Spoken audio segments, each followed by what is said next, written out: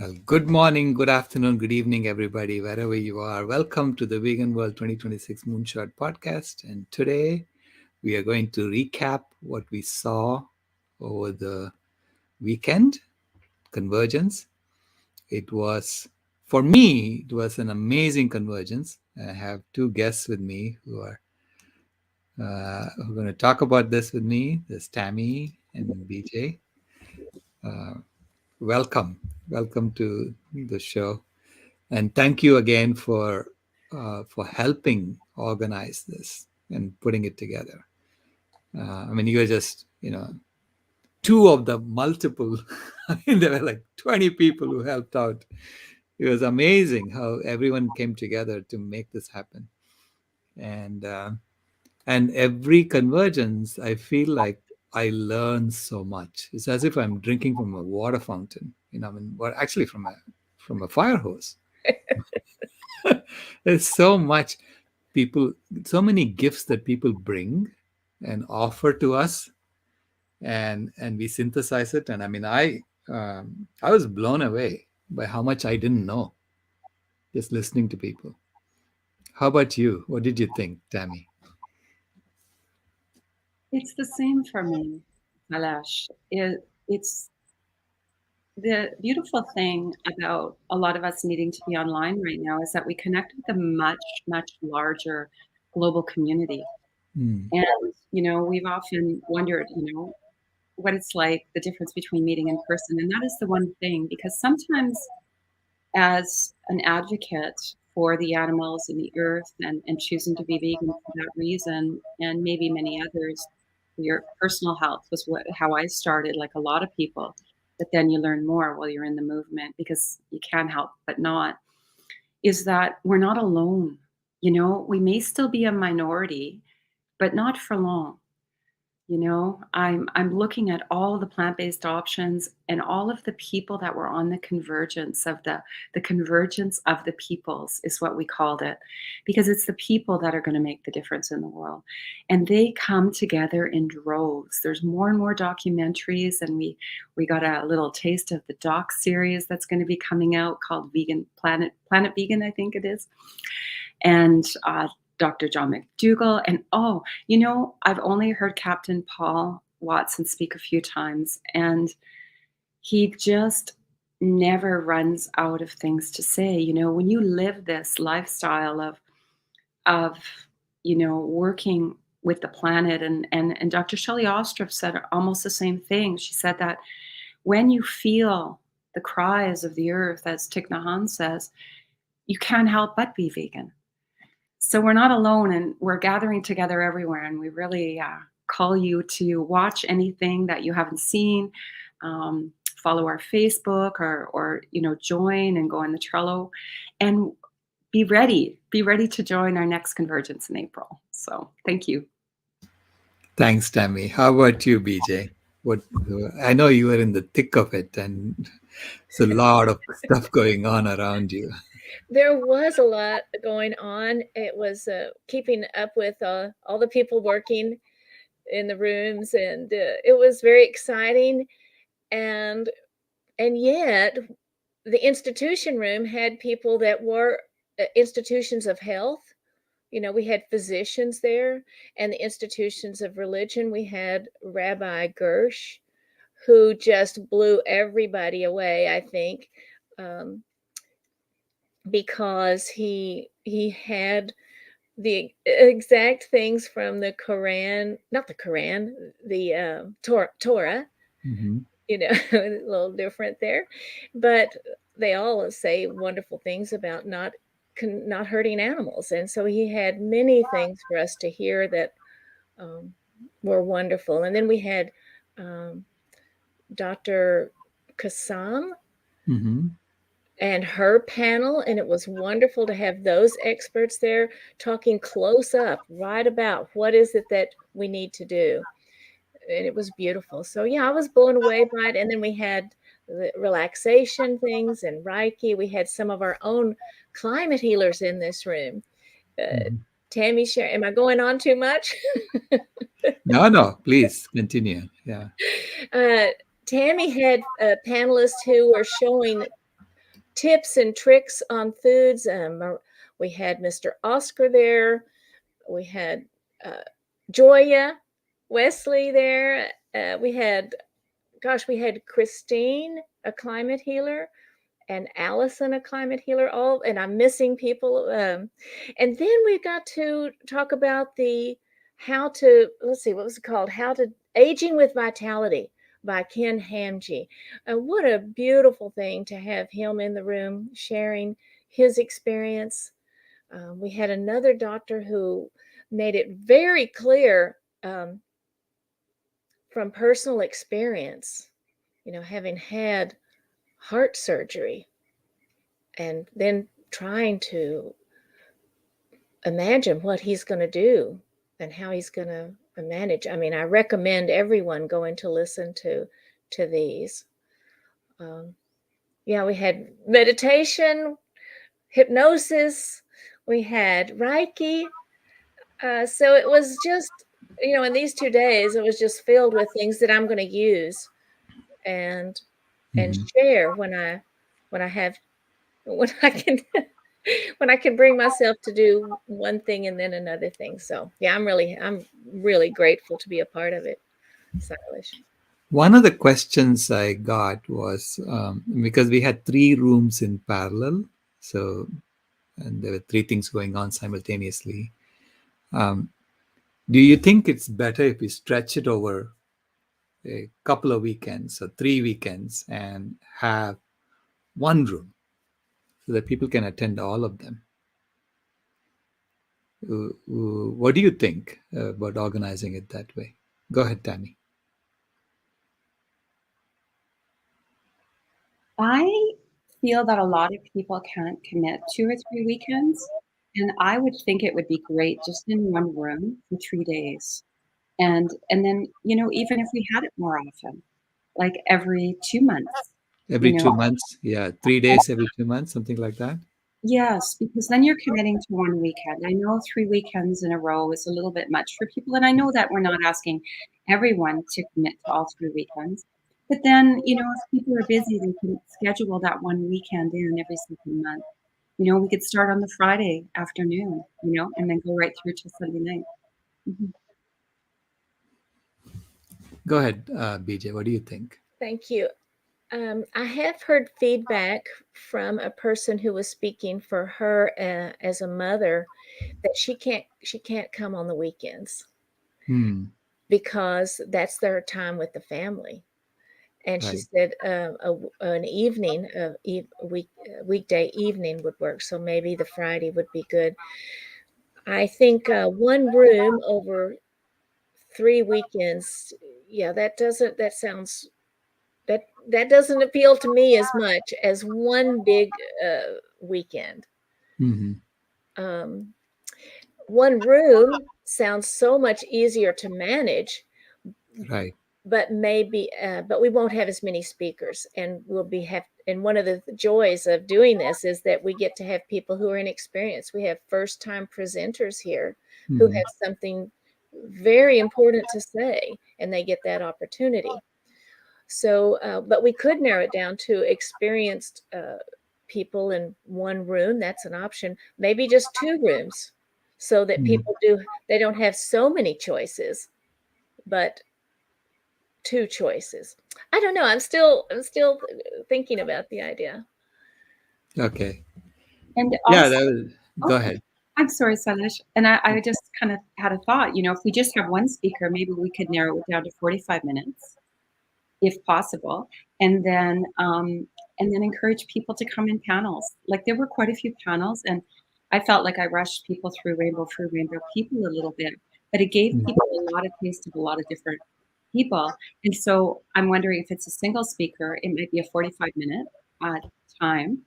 And like BJ said, maybe all day Friday, and we can go into the evening, and then over 3 days, even if we kept it every 3 months. So, yeah. So 3 days, 2 rooms, or I mean, if you do Friday, we can also do Monday, right? So it's like well, we had one time we did it. Was it 11 days? Yeah. but we do have volunteers who work during the week. I mean, I don't know if I need to Right. call Missy out, but oh my gosh, she was there. She works all day, has children, does other things, and then all weekend she was at the computer for 12 hours, you know. Yeah, yeah, that's true. A lot of our volunteers are available only over the weekend. You know, Mhm. so Yeah. But we might find new volunteers. I don't know. Let's see. I suspect that it's only going to get bigger Okay. in terms of number of people who want to join. I'm already getting. I mean, within what 2 days after the end of the previous convergence, I'm getting offers for people wanting to come and talk to the next at the Yes. next convergence. So Yes. because there's so much that people want to say, Yes. I'm just blown away by how we are unraveling the, I mean, and understanding what is happening today. So the rhetoric uh, of meat-splaining and mansplaining, I mean, that we've all heard of, right? It's just exposed. It's getting more and more exposed. I mean, one of the things that stuck in my mind was when Dr. McDougall pointed out that uh, there are 4 lies that we tell about food. Not because I always thought it was 2 lies. I thought it was the calcium myth and the protein myth. Okay, those are the 2 lies. And he pointed out the omega-3 myth. And he pointed out the carb myth, which I hadn't really, internalized. And I know I've heard Janie say that to me. He said, "Oh, carbs make you fat," and I was saying, "What?" But that's an outright lie that they teach us in order to make us eat animals. And I didn't know that. I didn't know that it was a systematic lie, and until he pointed it out to me during his talk. So I found every presentation that I was at, I got something. There was an aha moment, you know. And this is why I encourage people to go through the videos we have. And I'm going to go through all the videos that I missed because that's what I do over the week after the convergence. I go through the videos that I missed because I can't be in 3 rooms at the same time. But yeah, this does give people the opportunity to go back and watch the videos that they missed later on. It's not like, and at their time, at their own leisure, as opposed to during this time. But when we do it at a stretch, you kind of set that time aside once, and then you go off and do it. Yeah. I do like the idea of expanding it in spite of the fact that I was I was full up in those 2 days. So, you can get over full. And so I like the idea also of what Tammy said of shortening it so that we have a break, a little bit of Mhm. time to, maybe just some music on so that people can reflect, have a Right. coffee break, and the tech people can be conversing what needs to be done and getting the panel ready. But um, and I know in the past people have asked for some music, some relaxing time, but that's expanding it. Um, Right. and so I don't know. I bet we could always fill 3 rooms, but Right. Right. still 2 just sounds so much easier. Right. I hear you. Now, Ah, Michael has offered to do like a musical interlude, uh, starting next convergence onwards. He said he'll set it up. He'll collect the musicians, so he'll have different music every convergence. mhm. And so he said he'll be responsible for that. So we could even have like a midday break for both of them, both days, where we again come together into the convergence room and we have our musical interlude. Yes. So we could do like 1 hour each day or half an hour each day, whatever. And I also like the idea we have all talked about. We would love it to extend longer and have people from other countries come in and take over. You're providing the speakers for the next hours. And Right. then some of the people who have who work 2 to 10, Mm-hmm. They may even see, some things that they can be a part of. Yeah, That's a I'm lot, in lot of discussion. coordination. Yeah, I'm in discussions with an organization in India to help to see if they would co-organize it with us, because you really this has then it has to be done by someone, by an international team. You know, we can't have just people in the US be the organizers, right? So I think it'll be good, and we'll see if we can do that, because they are doing something just as elaborate in India. They were doing it on the same weekend actually, and I had a talk in that conference, but they pre-recorded all the talks, and they were, so that was their format. Their format was pre-recorded talks. Each talk was 20 minutes, and then a Q&A with the speaker for 20 minutes or 25 minutes, something like that. And of course, I couldn't do the Q&A because my talk was scheduled at 2:30 in the morning for me. And I said, no, I'm not doing that, because it was the weekend of the convergence. Meaning on Saturday night, I would have to stay up till 2:30 in the morning and do the Q&A. You know, so we recorded that beforehand. And we have climate healers in India and other places. Right. And so I think that's a fantastic idea. Like to do it over still maybe even do it over 2 days, but do it 24 hours. And as long as the people that are organizing it can step out. Like just now it's India and Jerusalem, Israel and the UK, because those Mhm. are all hours that are quite different than ours. I think that's brilliant idea. Yeah, because this is a convergence that has to happen around the world, right? This is a vegan world convergence, convergence of the peoples of the world. Mhm. And yeah, but I have a really good idea of what, um, I mean, quite a few of the keynotes people have already offered to deliver them. So for the next convergence, so it's just already forming, you know. Yes, one of the things that's so different than 11 years ago when I became vegan was when I couldn't find a Facebook site or a website about it. Although there was the Vegan Society, there were some groups. Now we have so many vegans,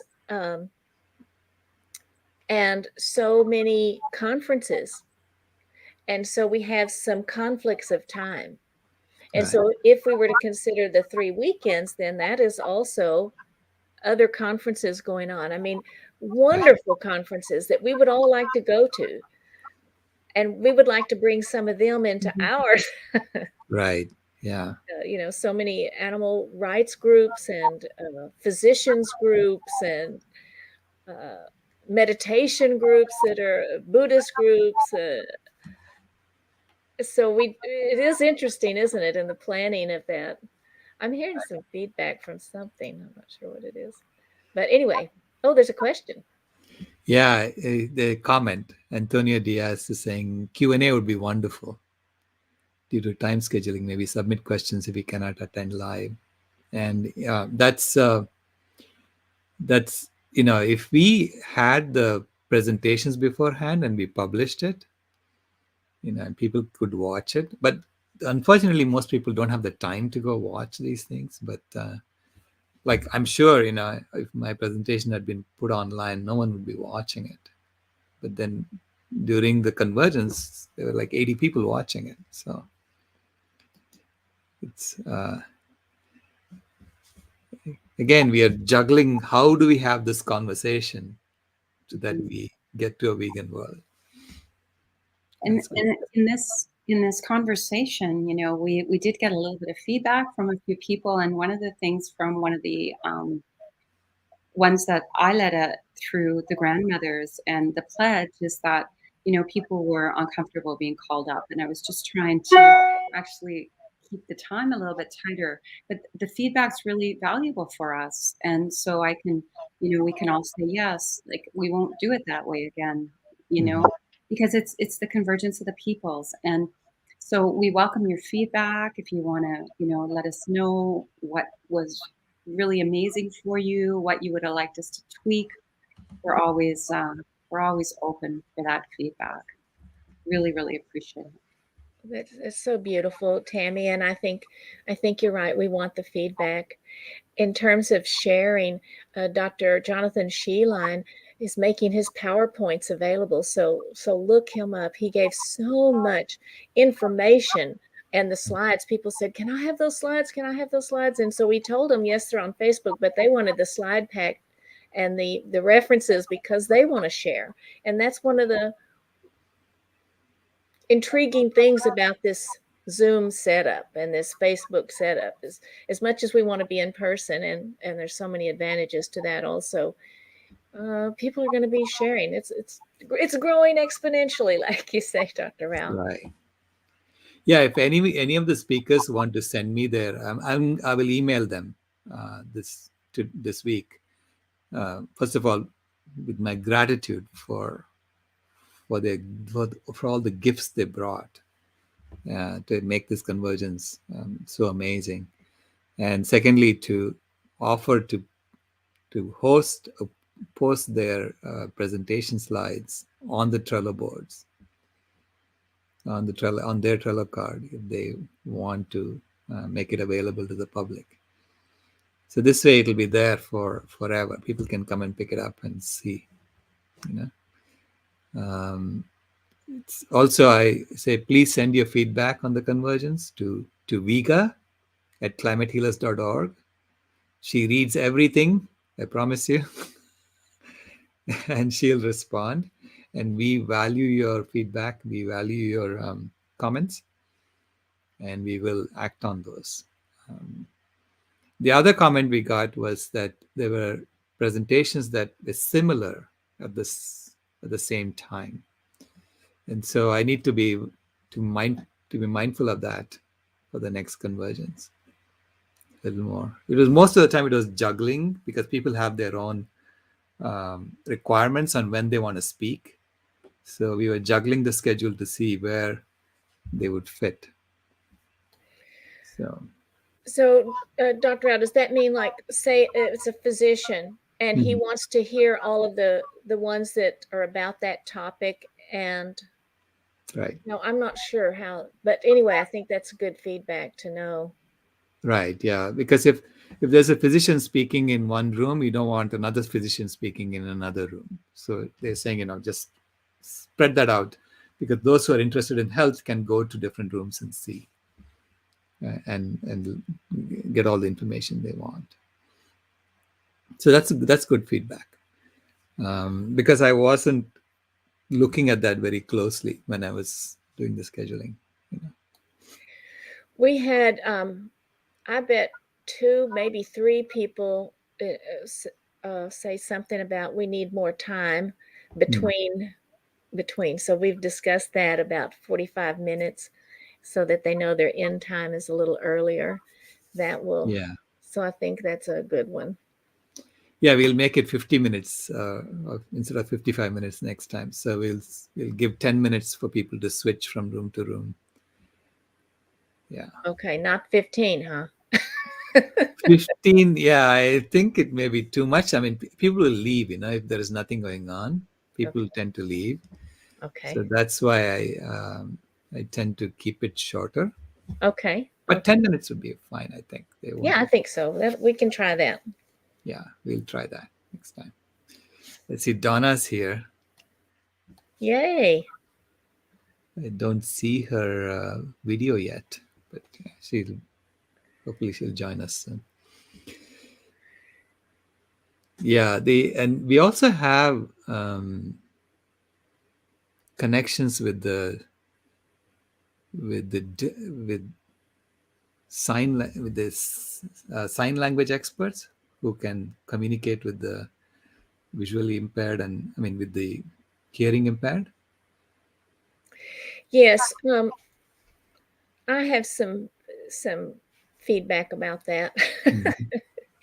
Having loved the time that you and I got to work with Shankar and right. Okay. It's if somebody is sharing slides, which some people want to do, it is harder to do because Right. the person is real little over there in the corner. Right.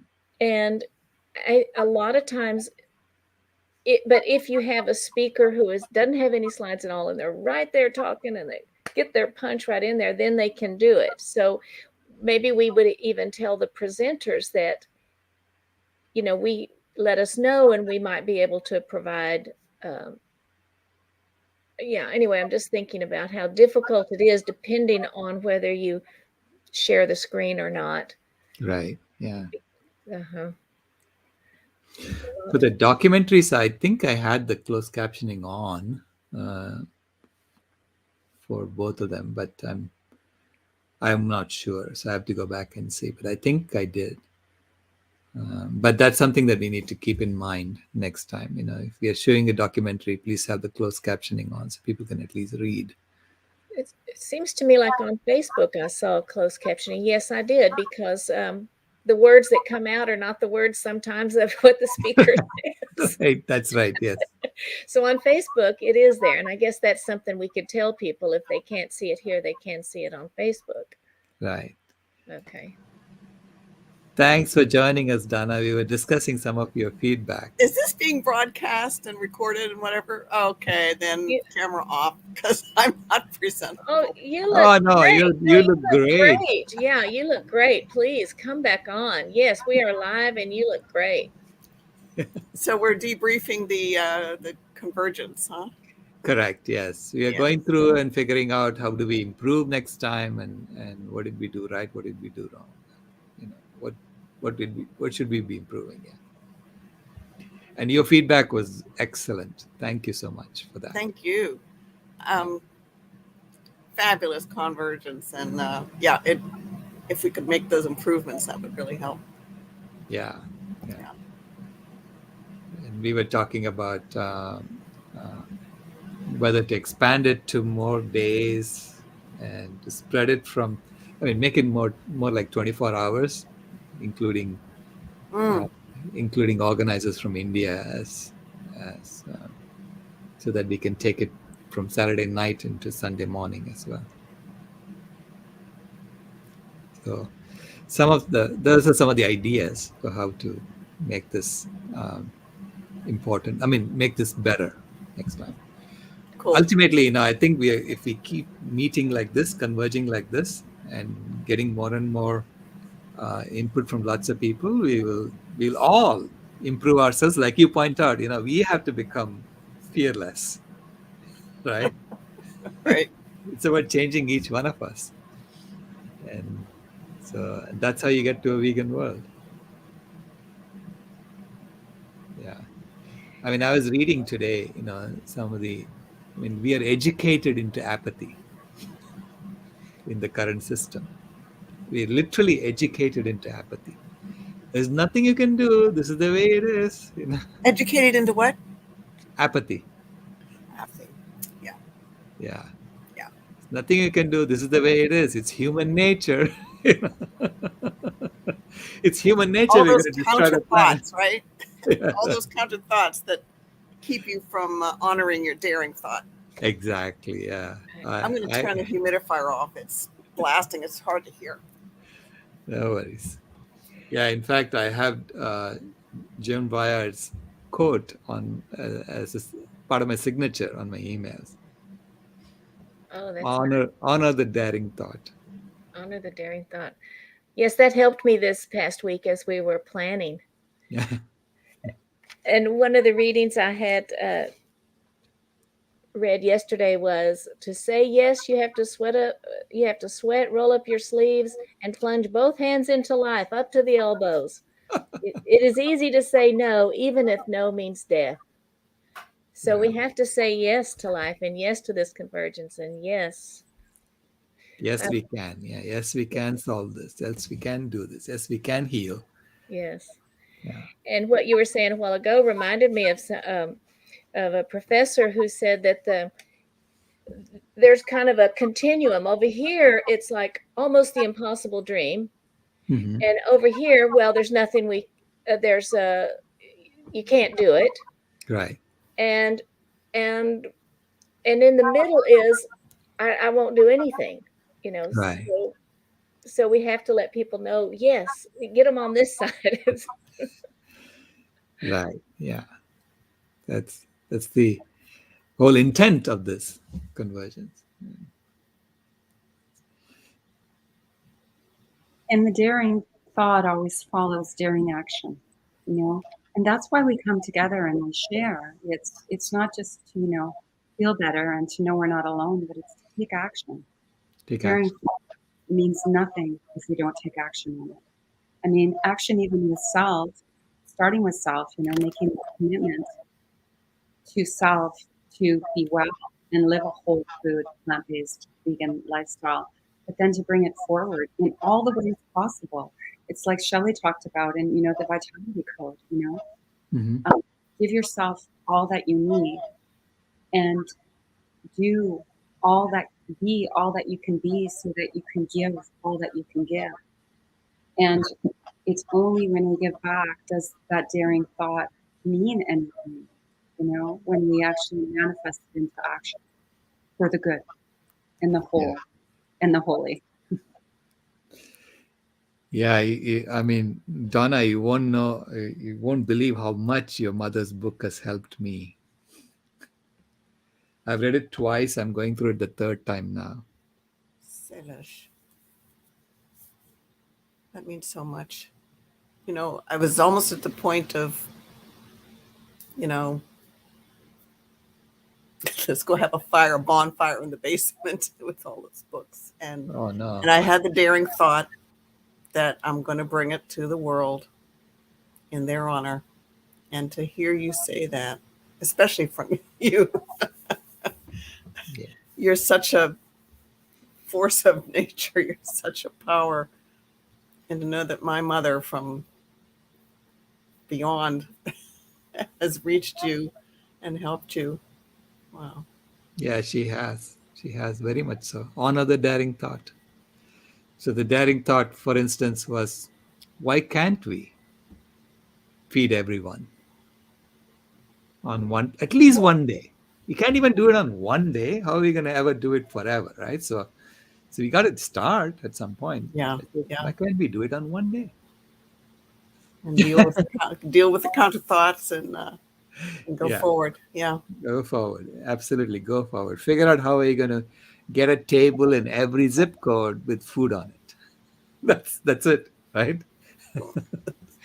Dr. Mel, would you tell everyone how that came about? I mean, why that day? And of course, we know we want people to be fed, but could you tell everyone about that? Yeah, well, I realized that there was a lot of organizing that needs to happen if we want to get uh, healthy food in every zip code of the planet. Okay, meaning it's not just here. Anywhere a mailman can go, we need to have a table there, and with healthy food. And so there is organizing that needs to happen. We need to get grains there because there are some places where they don't even have food, right? So, and yet the mailman goes. So you wonder, what happened there, right? There's no food, but the mailman goes. So, so there's organizing that needs to be done, and so which means we need some time. Okay? So I figured we started the food healers in Los Angeles, and the idea of food healers was making healthy food easily available to anyone. So, and it was a rainbow stew. We started off with rainbow stew, exactly what Tammy was talking about. Putting any vegetables, any color vegetable, putting it all together and adding some grains and adding some lentils. So make sure that those are the components, right? Lentils, grains, vegetables, and herbs, and water. So then you don't have to have separate bottles of water to give people. This is two. So that was the idea. And we started off in Los Angeles, and it had to be whole food, plant based, and universal meal so that anyone can eat it. So there are no allergens in it. All the common allergens have been taken out. Okay? Including nuts. including nuts. We don't put nuts in it. Oh, Yeah. Yeah. wow. So because this is the Universal Meals Program of the Physicians Committee for Responsible Medicine. And so they have prescription on how to do it. So we did that, and I sent it off to Neil Barnard. And I also said, break a vitamin B12 tablet and powder it and put it on top so that you don't need any other supplement besides this meal. So that was the idea behind the Unities 2. And we had been doing that in Los Angeles for almost a year now, but not regularly. We were doing it like once a month, once every 2 months, whatever, whenever we had enough time. And as we did more of it, farmers started offering vegetables for free. They said, yeah, you're doing this, we would love to help you. And they said, come and pick up everything that we have at the end of the farmer's market. We'll donate it to you. So then vegetables were the costliest items that we had to buy, and suddenly now the vegetables were free. You know what I mean? I mean, the grains, if you buy in bulk, cost next to nothing in grains and lentils. So anyway, we started giving it away. I mean, it's basically we don't even have a tip jar or anything like that. We don't want to collect any money. It's for free. It's unconditional love. So it was done under the banner of Love All, Feed All. So then we said we need to do this regularly, right? Once a week, because the farmers markets are open once a week. So which means now you have to have volunteers who can dedicate that time once a week. So regularly in one place, so that people know that place you go to, you will always have healthy food on that day. And we know, so that's what we are starting in one place. Then we said, look, we need to do this in every place. So how do you do it in every place? Well, we need to start once in every place. And so I picked the date November 19th of this year as the Food Healers Day, because every year on her birthday, this is what Kimaya does. So on her birthday, she goes and makes food. I mean, she actually makes burritos, and she gives it away to the homeless. She's been doing this for 5 or 6 years, and they love doing it. The kids get together and they make the burritos. They put the veggies in there, the beans in there, the rice in there, or they make peanut butter sandwiches. And they love getting their hands dirty, in the vegetables and getting it done. And then she goes and gives it out to the houseless people in Phoenix. So I said, okay, on that day, let's do it. So this gives us like 9 months and 10 months to organize ourselves to make sure that everyone has access to grains and lentils, and collect all the resources we need, talk to people about it, so that, because we cannot do it by ourselves. This has to be a grassroots organization that's already there. So I'm talking to Rotary Club, and Rotary Club, they expressed a lot of interest. So because they were responsible for eradicating polio. I said, let's eradicate hunger. Okay, what does it take? Why haven't we done it yet? So let's eradicate hunger, at least on one day.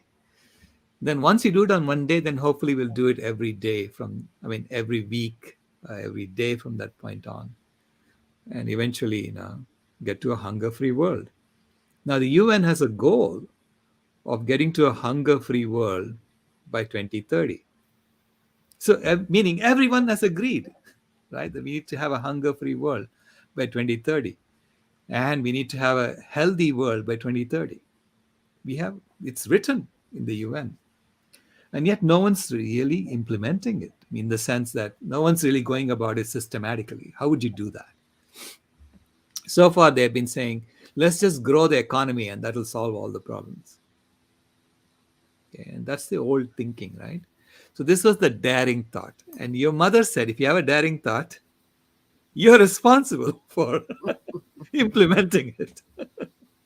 Don't wait around saying somebody else will do it. No, you're responsible for gathering the resources and implementing it. So that was one of the things that I got from your mother's book. That was so empowering. Okay. I love her so much. Beautiful, beautiful. Thank Yeah. you, Dr. Rao. That's beautiful. And thank you, Donna. I think we could use some workshops. I was just going to ask if we want to put together some workshops. I would love that. We would love that. Yeah. So you do workshops on every chapter of her book?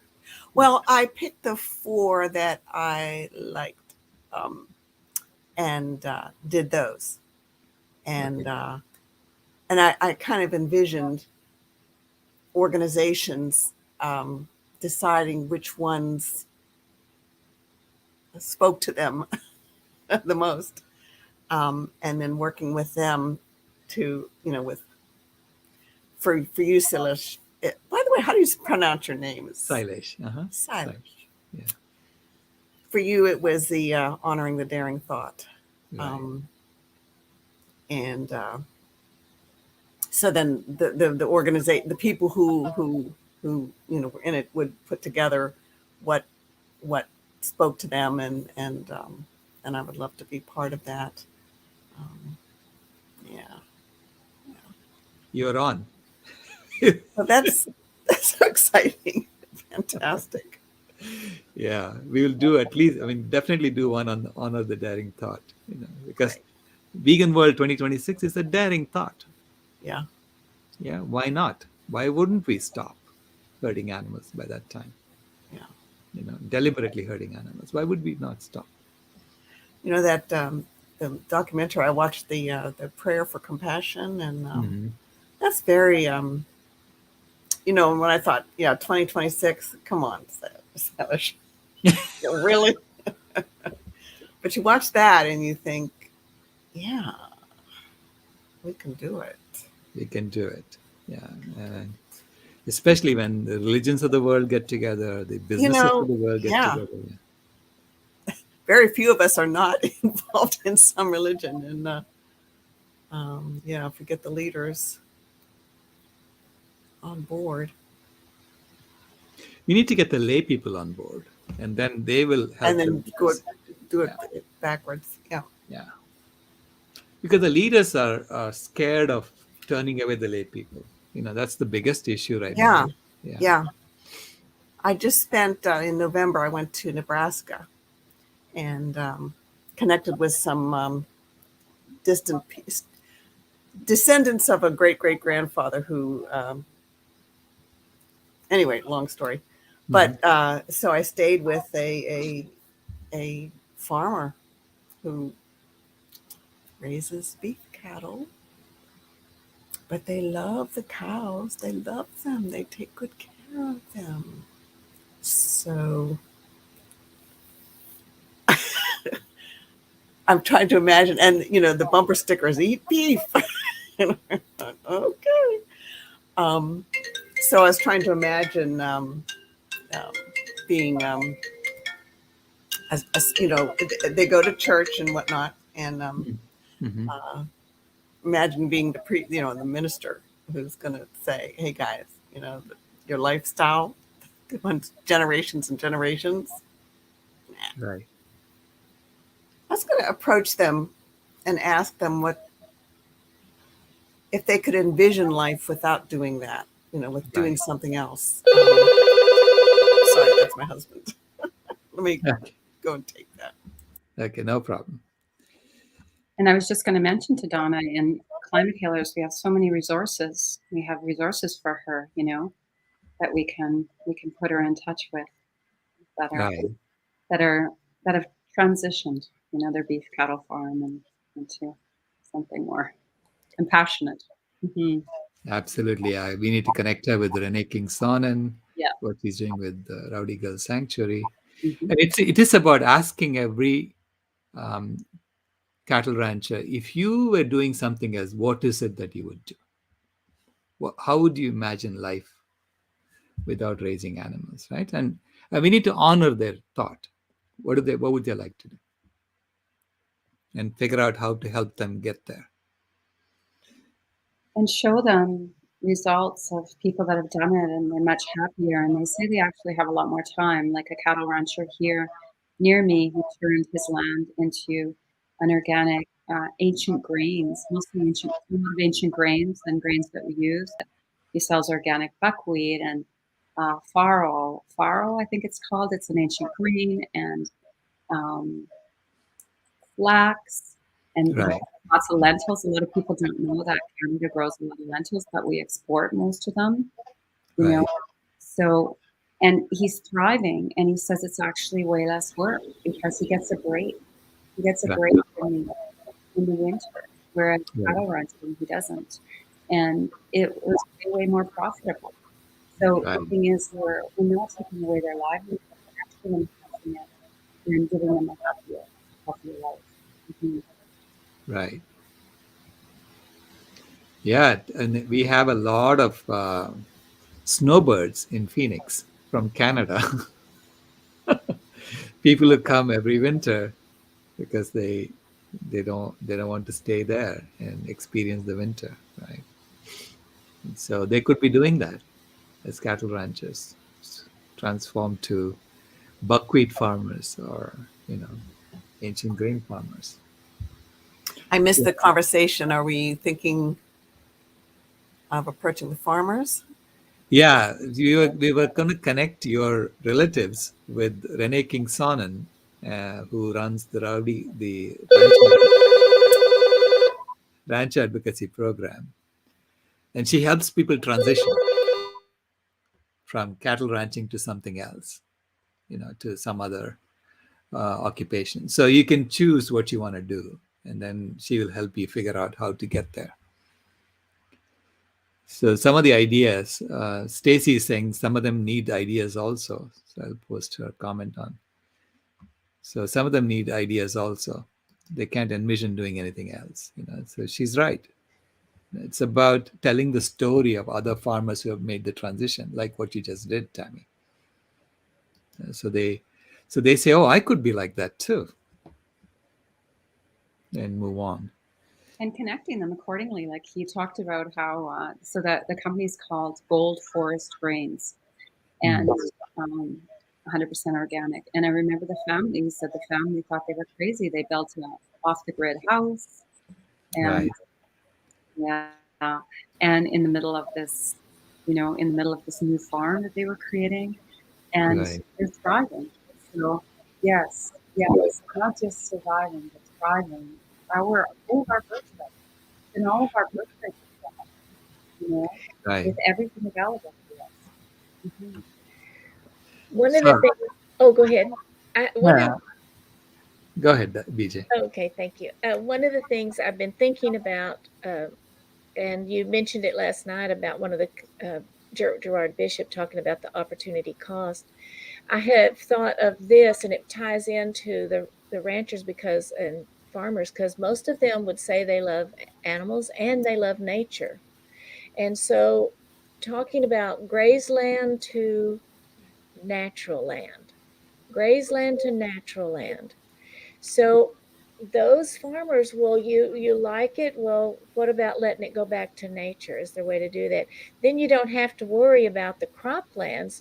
If there's no more, if the grazeland goes back to nature, you won't need all those croplands to feed the animals. I'm thinking. So anyway, that's what I was thinking about. And then when you brought that up, Donna, excuse me, I thought that's another way of appealing to them.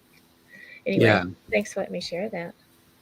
Yeah, usually farmers, cattle farmers, the cattle ranchers have a lot of land for grazing their cattle. But a lot of that land is leased from the federal government, and the federal government only gives you uh, favorable lease terms if you use it for cattle ranching. Say it again. They only give you favorable terms if you use it for animal agriculture, not for Who is anything that? else. Who gives who? The Bureau of Land Management has these policies. So these are policies to promote the animal Oh, agriculture industry. Yeah. Yeah. so we need to talk to the land management people. Yeah. Right. And tell them, you need to start helping them transition to something else. if they plant native trees and bring it back, that they need to be paid for that, as opposed to Let's being. give this some thought.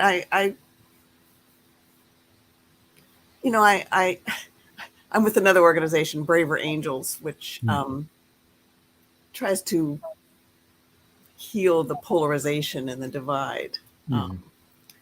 And I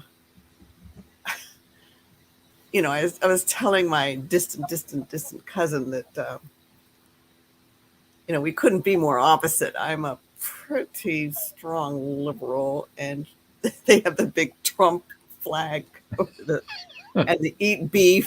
So here's a vegan liberal showing up to stay on this very conservative cattle ranch. I forget where I'm going with this, but I guess the thing is that we made a bond. And I was going to say, very religious, an atheist, vegan, liberal, staying with a religious, conservative cattle rancher, and we made a bond.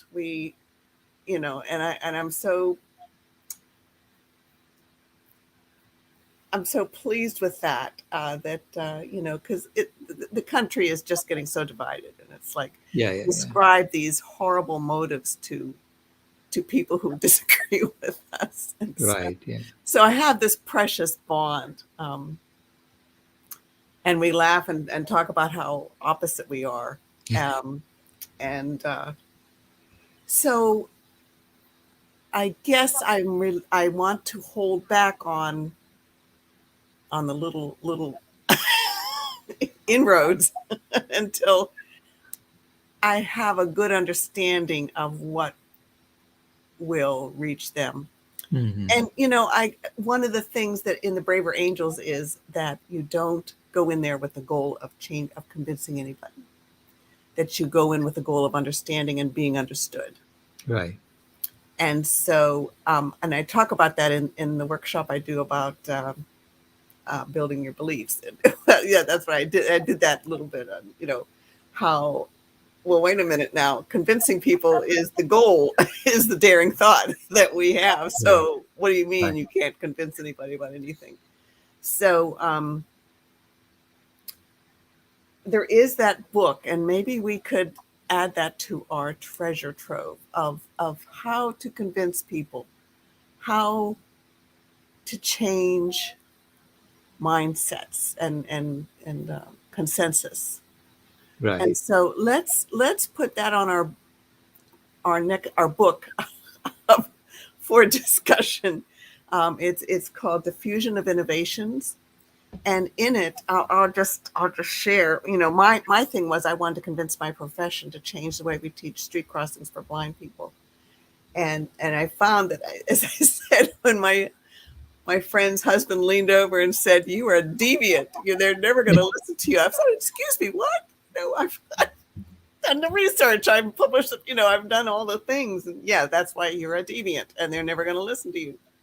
Oh, and so I learned so much. One of the things, I'm sorry to take up all your time, but one of the things that makes, they said, features that make something really hard for people to change are that it's not certain. Like if you stop smoking, you may still die of lung cancer. And if you keep smoking, you may live to 100.